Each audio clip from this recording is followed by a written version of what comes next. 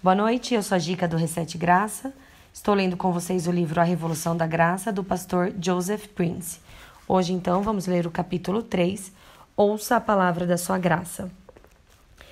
Tremendo da ideia de ser descoberto, o homem leproso encolheu-se debaixo de um bloco de pedra, um dos muitos que pontilhavam os declives das colinas pitorescas que emolduravam o mar da Galileia. Ele havia ido até ali para ver o homem que eles chamavam de Jesus, aquele que ele ouviu dizer que curava. Não se falava de outra coisa, e todos sabiam que ele viajava com seu grupo de discípulos, ensinando nas sinagogas e em espaços abertos. Mas o povo falava principalmente sobre como Jesus curava, como todos que haviam ido até ele para serem curados, quer fossem de Decápolis da Galileia, de Jerusalém ou do leste do Rio Jordão, recebiam a cura.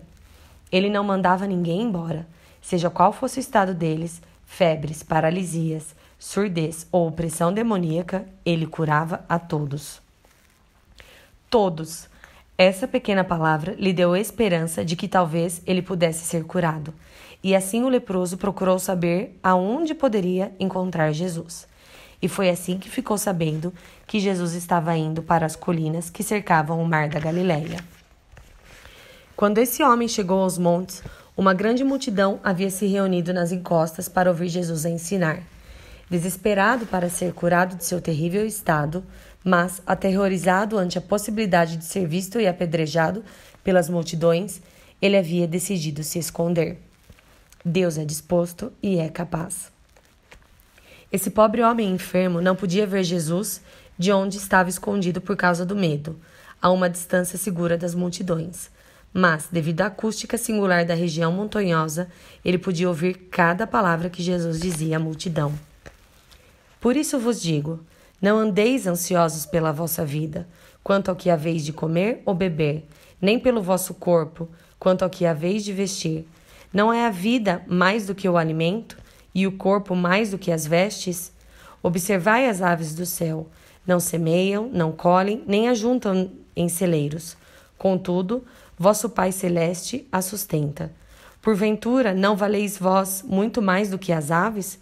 Mateus 6, 25 e 26. Ele ouviu atentamente, com profundo entendimento e empatia. O timbre da voz de Jesus e cada palavra que ele dizia iam diretamente ao encontro de seus medos diários. Brasas de uma esperança que há muito ele julgava perdida, de repente voltaram à vida, sopradas pela autoridade das palavras de Jesus. Considerando que inicialmente ele havia tremido de medo diante da possibilidade de ser exposto, agora ele começava a tremer com uma emoção diferente, que o fazia ouvir com ainda mais fervor as seguintes palavras de Jesus. E por que andais ansiosos quanto ao vestuário? Considerai como crescem os lírios do campo. Eles não trabalham nem fiam. Eu, contudo, vos afirmo que nem Salomão, em toda a sua glória, se vestiu como qualquer deles. Ora, se Deus veste assim a erva do campo, que hoje existe e amanhã é lançada no forno, quanto mais a vós outros, homens de pequena fé. Mateus 6, 28, 30. À medida que começou a entender o significado das palavras de Jesus, o homem leproso começou a chorar. Pela primeira vez em anos, ele se perguntou: isto é possível? Que Deus queria ser um pai para mim? Um pai celestial que me vestiria muito melhor que os lírios, que se vestem melhor do que Salomão em toda a sua glória? Se eu colocar a minha confiança nele, será possível que Deus esteja estendendo a mão para mim com benignidade, aceitação e amor, convidando-me para receber da sua bondade? Depois de todos aqueles anos rejeitado e vivendo como um proscrito, algo profundamente dentro do seu coração se partiu diante desses novos pensamentos e trouxe uma nova enxurrada de lágrimas. Motivado diante da inconfundível compaixão na voz de Jesus, que fez com que a esperança percorresse cada nervo ainda intacto do seu corpo, o homem esgueirou-se para fora de seu abrigo temporário no instante em que Jesus terminou de falar. A determinação de permanecer escondido havia desaparecido. Tudo o que ele queria fazer era ir até Jesus e pedir a ele para fazer com que sua enfermidade desaparecesse. Quando começou a abrir Caminho até Jesus, o leproso ouviu passos e movimento bem diante de onde ele estava. Ali descendo o monte, um homem andando ligeiramente à frente de alguns outros o avistou. Ele percebeu que se tratava de Jesus, vindo diretamente em sua direção. Em vez de ter ido até as multidões depois de pregar para elas, o Senhor havia se virado para o outro lado, para ir em direção ao homem, solitário e aflito, como se já soubesse tudo sobre a necessidade daquele homem e sobre onde ele estava. Incapaz de conter seus sentimentos, o homem caiu aos pés de Jesus e o adorou. Com uma voz ainda sufocada pelas lágrimas, ele sussurrou: Senhor, se quiseres, pode purificar-me. Sem hesitar, como se fosse exatamente por isso que estava ali, Jesus estendeu a mão e o tocou. Quero, disse ele, com a mesma compaixão e calor que o homem havia ouvido anteriormente em sua voz. Fica limpo. Ver Mateus 8, 2 e 3. Quando sentiu o toque das mãos calorosas de Jesus, o homem fechou os olhos involuntariamente e seu corpo estremeceu sob aquele toque. Havia muito tempo desde que ele sentira o toque de outro humano, ainda mais um toque caloroso e amoroso. Então, ele abriu os olhos para olhar para Jesus e descobriu que ele estava sorrindo para ele com amor em seus olhos. Sentindo que algo estava indiferente em seu corpo, o homem olhou para suas mãos, que há um instante estavam cobertas com feridas abertas e terminavam em cotocos no lugar de dedos. Seus olhos contemplaram mãos saudáveis, com dedos totalmente formados e uma pele totalmente nova. Como se sonhasse, ele começou a erguer as mangas e a bainha das suas vestes e viu perplexo o tecido revelar uma pele macia, sem manchas, que cobria seus braços, suas pernas e seus pés. Ele estava limpo. O poder de Jesus havia, em um instante, eliminando sua pureza. Ele olhou para o rosto daquele que o havia curado, tomando de gratidão. Mesmo ao virar-se para partir, o homem sabia que jamais esqueceria a compaixão e o encorajamento que vira no rosto do nosso Senhor Jesus, nem o calor e o amparo de seu toque. Ele não apenas me curou e me purificou, pensava o homem exultante, enquanto se afastava maravilhado. Ele me deu a vida de volta. Saia do seu esconderijo. Quando visitei os montes das bem-aventuranças em Israel há algum tempo, o Senhor abriu meus olhos para ver pela primeira vez como ele havia encontrado o homem leproso. Depois de pregar para as multidões, nosso Senhor não desceu a montanha e seguiu em direção a elas. Do contrário, a Bíblia jamais teria dito que as multidões o seguiam. Mateus 8:1, grifo do autor. Na verdade, Jesus havia descido a montanha em outra direção, muito provavelmente na direção de Cafarnaum, porque depois de sua pregação na montanha, os relatos dos evangelhos nos dizem que ele entrou na cidade. Ver Mateus 8:5.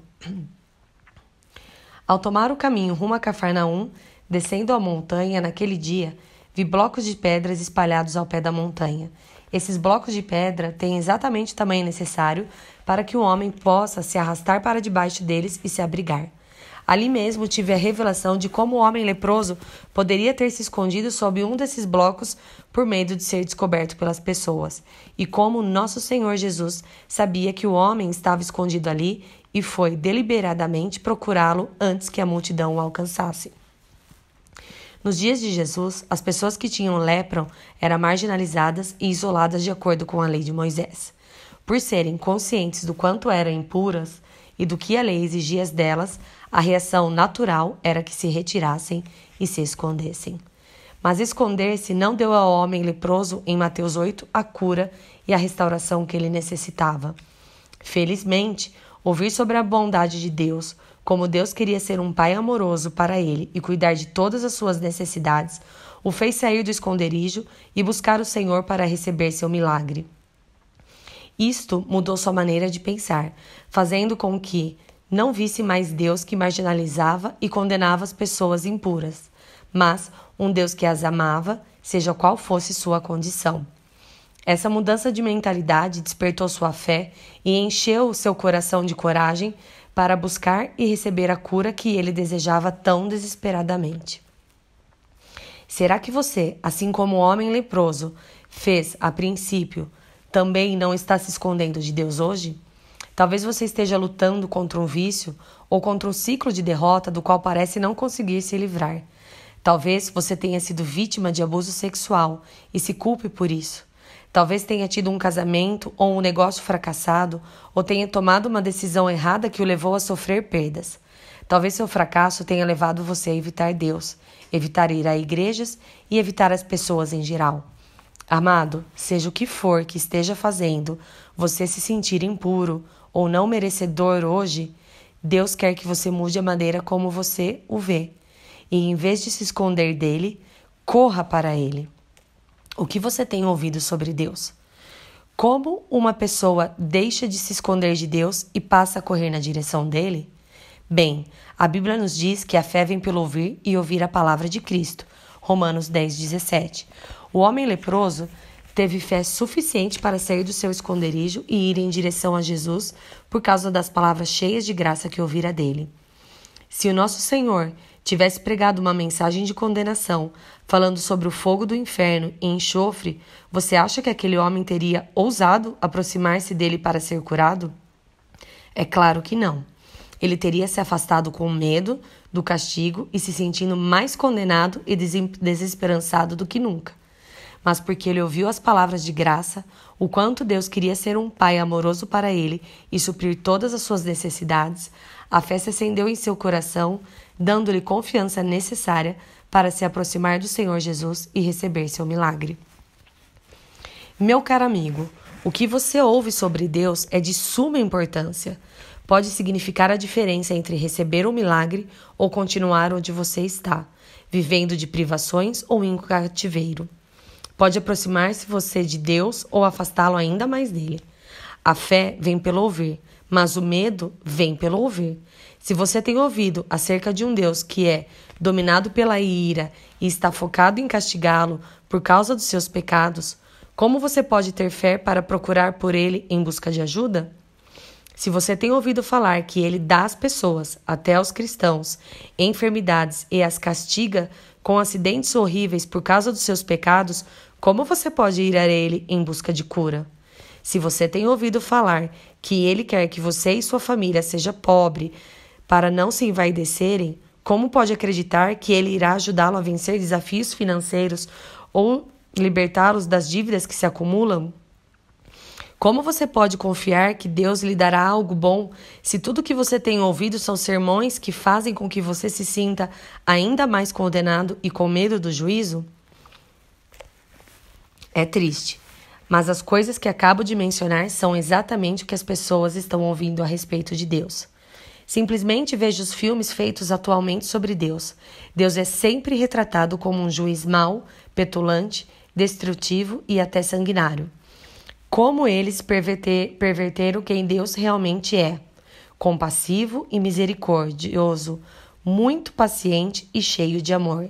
Salmo 103:8. Não me entenda mal. Deus realmente se ira, mas a Bíblia nunca define Deus como ira. Ele define Deus como amor. Veja 1 João 4:8 e 16. O Senhor Jesus algum dia condenou as prostitutas e os coletores de impostos, aqueles que eram desprezados e rejeitados pela sociedade? Não, ele era amigo dos pecadores. Ele alguma vez tirou dos pobres ou infligiu doenças ao enfermo? Não, ele alimentou uma multidão faminta com 12 cestos cheios de sobras e curava todos os que o procuraram para serem curados, por onde quer que ele ia. A Bíblia nos diz que Jesus ia por toda parte fazendo o bem e curando a todos os oprimidos do diabo, porque Deus era com ele. Atos 10:38, grifo nosso. O que isso nos diz? Deus quer fazer o bem e não o mal a nós. Se isso não fosse verdade, Deus não estaria com Jesus dando respaldo a ele. Jesus disse: "Quem me vê a mim, vê o Pai. Não crês que eu estou no Pai e que o Pai está em mim? As palavras que eu vos digo, não as digo por mim mesmo, mas o Pai, que permanece em mim, faz as suas obras." João 14:9 e 10. Se você quer saber como Deus é realmente, e não como o homem retrata, olhe para Jesus nos evangelhos. Ele é a vontade de Deus em ação, e ia por toda parte fazendo o bem, salvando, libertando, curando, restaurando, suprindo, guiando e amando os que não eram amáveis. Esse é o nosso Deus. A fé vem por ouvir a palavra de Cristo. Amado, se você quer ter fé para vencer, certifique-se de estar ouvindo as coisas certas e crendo no que é verdadeiro acerca de Deus através da palavra de Cristo. A propósito, é a palavra de Cristo e não a palavra de Deus, como escrito em algumas versões bíblicas. A palavra grega usada em Romanos 10:17 é Christos, para Cristo. Qual é a diferença? A palavra de Cristo se refere à palavra da nova aliança, a palavra da sua graça. No livro de Atos, o apóstolo Paulo disse: Agora, pois, encomendo-vos ao Senhor e à palavra de sua graça, que tem poder para vos edificar e dar herança entre todos os que são santificados. Atos 20:32.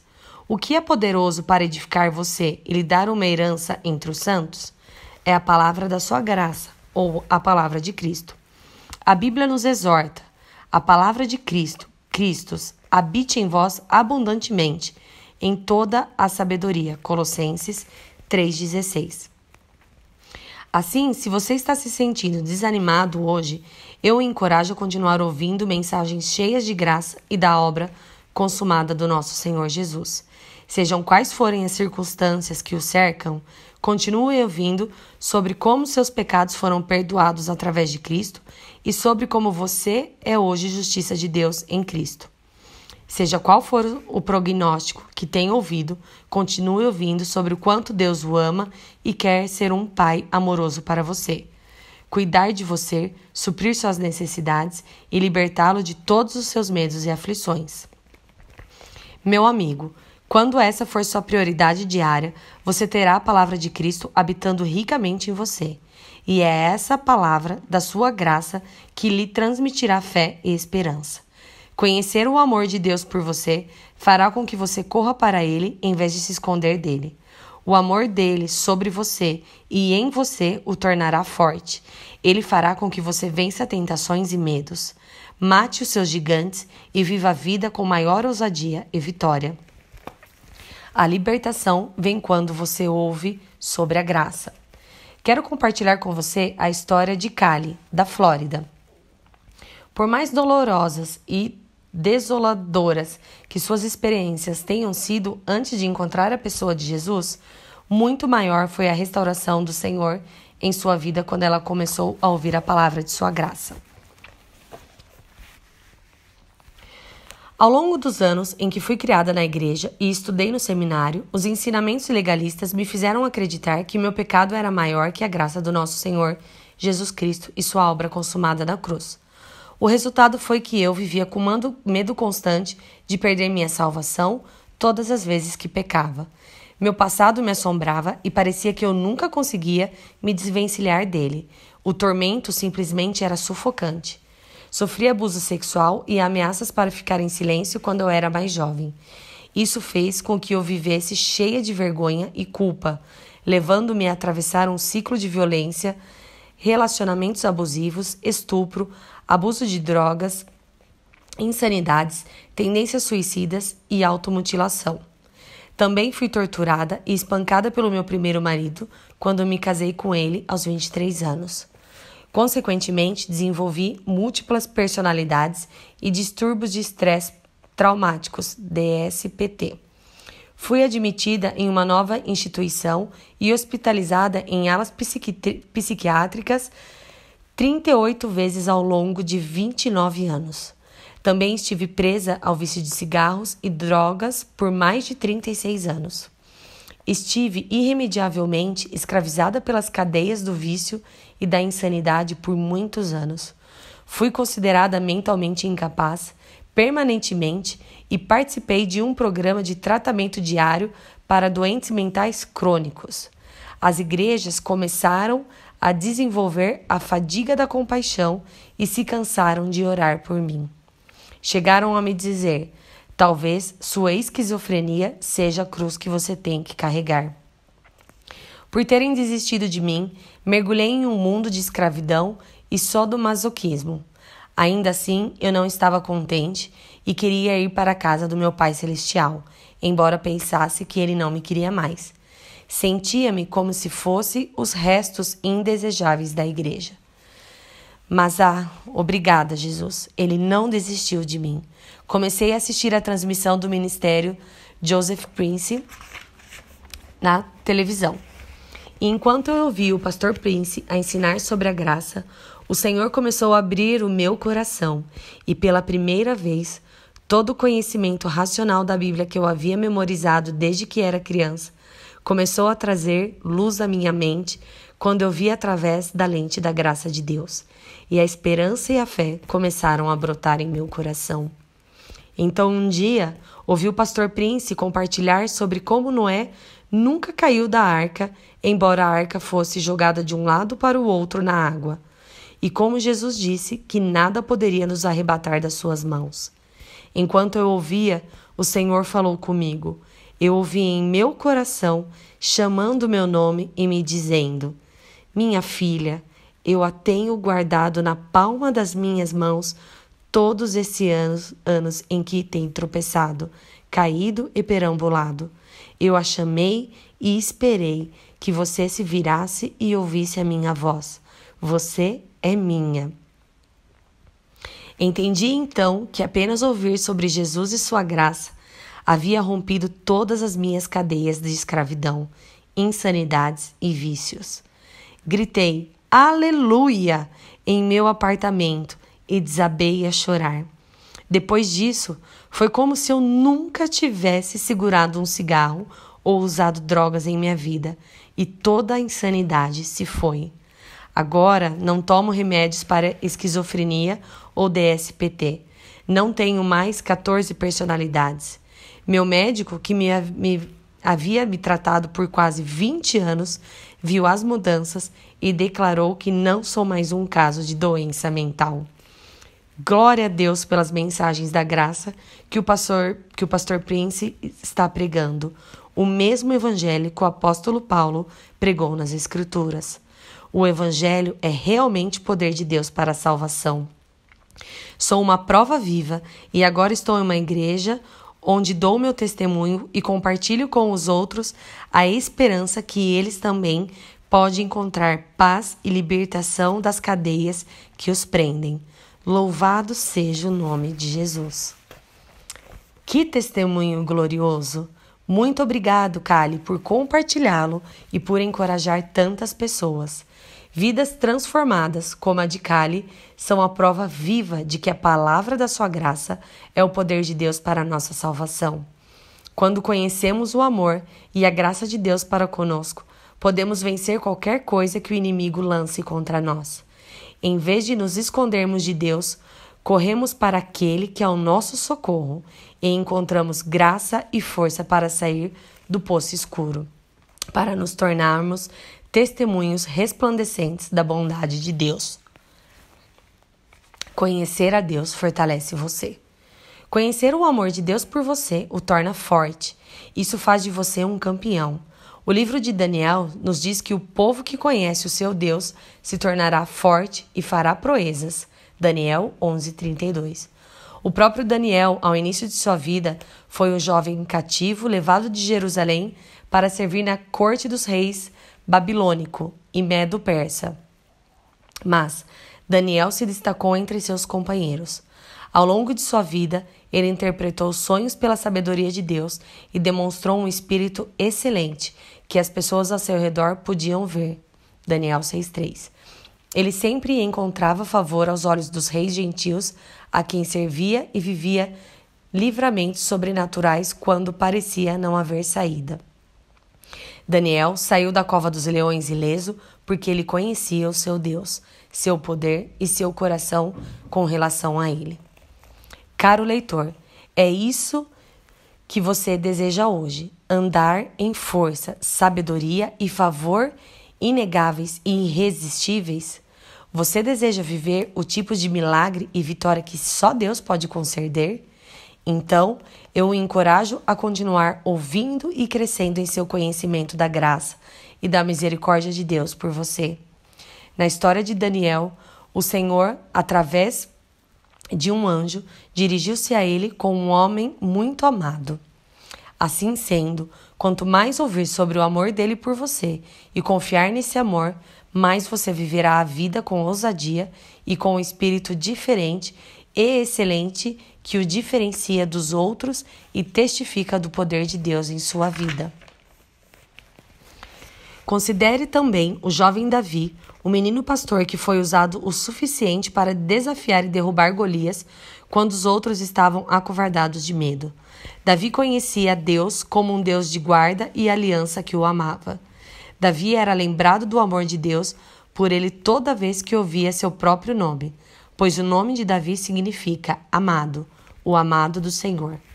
Creio que Davi se tornou um adorador tão incrível, um líder amado pelo seu povo e um homem segundo ao coração de Deus, porque ele sabia e tinha consciência do quanto o Senhor o amava.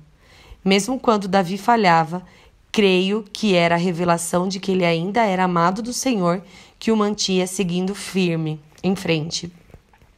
Amado, quando souber o quanto Deus o ama, você derrubará os gigantes em sua vida e testificará da sua bondade e glória. Posso lhe dar mais um exemplo? Você se lembra de Gideão, que se via como o menor de sua família e que estava malhando trigo em um lagar por medo de ser visto pelos medianitas? Lemos essa história no livro de Juízes e vemos como ele venceu suas inseguranças e medos e salvou sozinho Israel dos medianitas. Porque primeiro ouviu palavras graciosas e encorajadoras do anjo do Senhor. O Senhor é contigo, homem valente. Já que eu estou contigo, ferirás os medianitas como se fosse um só homem. Juízes 6, 12 e 16. Quando começou a se ver como o Senhor o via e creu que o Senhor era com ele e por ele, Gideão cumpriu seu destino. Se, assim como Gideão, você se sente pequeno e impotente diante dos seus desafios, eu o encorajo a continuar ouvindo acerca de como, por causa do sacrifício de Jesus e de sua obra consumada, nada pode se separá-lo do amor de Deus. Quero que você saiba agora, mesmo que ele já fez de você alguém mais do que vencedor em Cristo. Ver Romanos 8, 37 e 39. Quando souber quem é em Cristo e crer no amor de Deus por você, então você se tornará forte e verá Deus fazer grandes coisas em você e através de você. Quando sabe que Deus é com você e por você, o que pode lhe resistir? Ver Romanos 8:31. Você, sem dúvida, vencerá os combates da vida e viverá o destino incrível que Deus preparou para a sua vida. Conheça o amor dele em seu coração. Meu caro amigo, você tem uma revelação do amor pessoal de Deus por você hoje? É preciso experimentar esse amor em seu coração. O conhecimento racional, apenas saber intelectualmente que Deus o ama porque ele ama a todos, não basta. É quando você realmente encontra a pessoa de Jesus e sua graça e realmente sabe em seu coração que ele o ama, que mudanças positivas e profundas começam a acontecer em sua vida. Há alguma base bíblica para essa declaração? Sim, há. A Bíblia nos diz claramente: graça e paz vos sejam multiplicados no pleno conhecimento de Deus e de Jesus, nosso Senhor. 2 Pedro 1:2. A palavra para conhecimento aqui é a palavra grega epignosis, que refere a uma experiência que nasce do coração sobre o que e quem Deus é, uma vez do mero conhecimento intelectual de fatos sobre ele. É um conhecimento de que é adquirido através de um relacionamento íntimo e pessoal com Deus. Em outras palavras, quando ouve repetidamente, até saber em seu coração que o Senhor o ama e é por você, você experimenta seu favor imerecido e sua paz sobrenatural em que você está lutando. E aí que você vê sua força, sua sabedoria e seus suprimentos serem multiplicados de forma palpável em sua vida. João, o apóstolo do amor, escreveu: Nisso consiste o amor, não em que nós tenhamos amado Deus, mas que Ele nos amou e enviou seu Filho como a propiciação pelos nossos pecados. 1 João 4:10. Oro para que, à medida que continue a ler a palavra de sua graça neste livro e a ouvir a mensagem de sua grande graça, você passe a conhecer verdadeiramente o amor do nosso Senhor por você e o abrace de coração e alma. O seu amor o tornará forte e fará com que você faça grandes proezas.